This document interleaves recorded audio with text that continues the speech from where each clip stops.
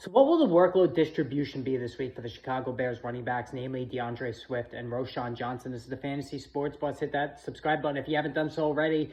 Unbelievable week 12 stretch run of the season, getting into the playoffs. So make sure you stay tuned all day throughout today for any commentary on performances and instant injury analysis update. Now, as far as the Bears, they have a new offensive coordinator, Thomas Brown. He debuted last week. Of course, the offense has been a mess pretty much the entire season, save for that one game against Jacksonville where Caleb Williams looked like a star. But he's been pretty dreadful overall throughout the course of the season. Then you see guys like Jaden Daniels and Bo Nix behind him playing really well, and even Drake May in New England.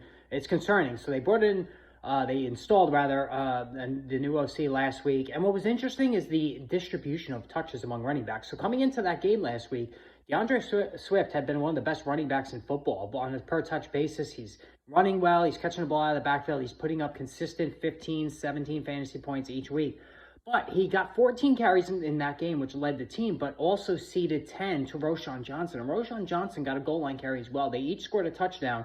But this is somewhat concerning. Like, is this going to be the new norm going forward? That's what I'm going to look to see today, because if Roshan Johnson is going to get more carries. Now, DeAndre Swift is a little bit banged up. Maybe that had something to do with it. But if, anytime a new coordinator comes in, things can change, right? And players' values could change as a result. DeAndre Swift's expected output projections across many different various platforms is down this week. So maybe there is some valid concern there about how much Roshan Johnson is going to take away from DeAndre Swift going forward. So Swift was really working like almost a high-end running back 2, low-end 1.